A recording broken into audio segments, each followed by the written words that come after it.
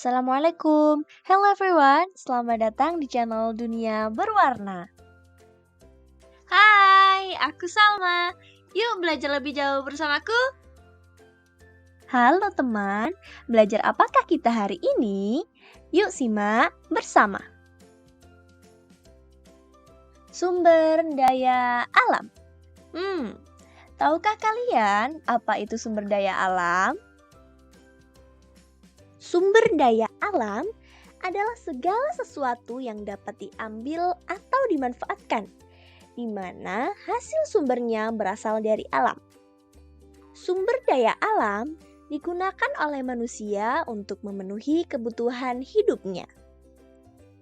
Berdasarkan asalnya, sumber daya alam dibagi menjadi dua, yaitu sumber daya alam hayati dan sumber daya alam non-hayati. Sumber daya alam hayati adalah segala kekayaan alam yang berasal dari makhluk hidup, seperti tumbuhan dan hewan.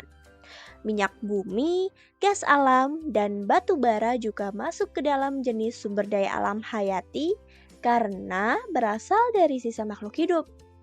Selanjutnya, untuk sumber daya alam non-hayati adalah kekayaan alam yang bisa digunakan kembali dan dimanfaatkan terus-menerus, yakni seperti matahari, air, angin, dan tanah yang bukan berasal dari makhluk hidup. Berdasarkan ketersediaan di alam, sumber daya alam dibagi menjadi sumber daya alam yang dapat diperbarui dan sumber daya alam yang tidak dapat diperbarui. Sumber daya alam yang dapat diperbarui merupakan kekayaan alam yang memiliki sifat dapat pulih kembali. Atau jika dikelola jumlahnya bisa semakin banyak seperti hewan dan juga tumbuhan. Sedangkan sumber daya alam yang tidak dapat diperbarui merupakan kekayaan alam yang dapat habis apabila digunakan secara terus-menerus. Contohnya seperti sumber daya alam minyak bumi, gas alam, batu bara, serta besi. Tahukah kalian bahwa sumber daya alam itu dapat dimanfaatkan loh, khususnya untuk kebutuhan hidup kita, seperti tumbuhan dan hewan. Tumbuhan dan hewan dapat diolah menjadi berbagai makanan, seperti beras, daging, telur, susu, ikan, kacang-kacangan, sayur, serta buah. Selain itu, tumbuhan dan hewan juga bisa diolah menjadi kain. Contohnya bulu domba untuk wol, kepompong ulat sutra untuk kain sutra, kapas untuk kain katun, dan kulit sapi untuk jaket kulit. Selain hewan, tumbuhan juga bisa dibuat sebagai minuman jamu yang bermanfaat bagi kesehatan. Contohnya seperti jahe, kunyit, temulawak, dan kencur. Ada pula tanaman lidah buaya yang bisa digunakan untuk perawatan rambut dan kulit, yang banyak diolah menjadi bahan kosmetik karena khasiatnya yang baik bagi kebutuhan kulit manusia.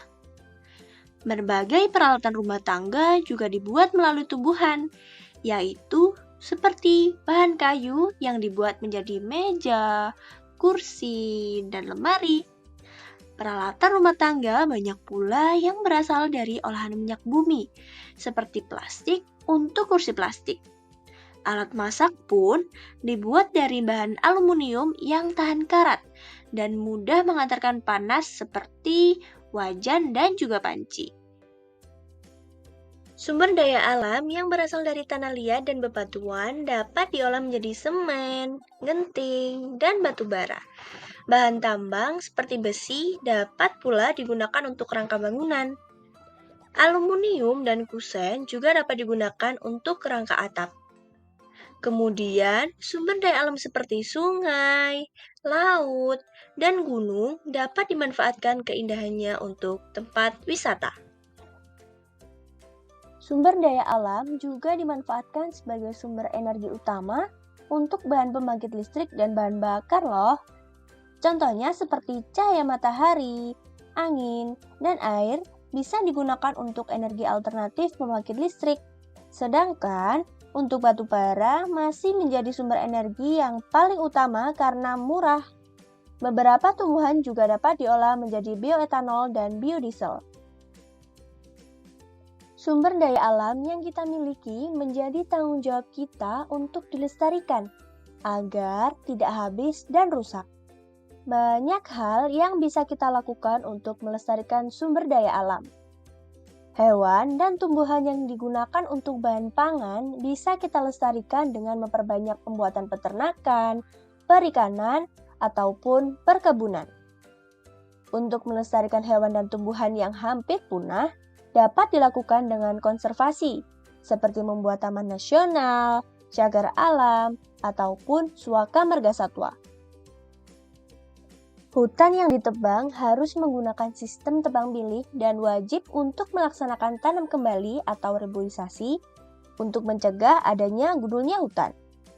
Tanah bekas pertambangan pun juga harus dipulihkan agar dapat dimanfaatkan lagi.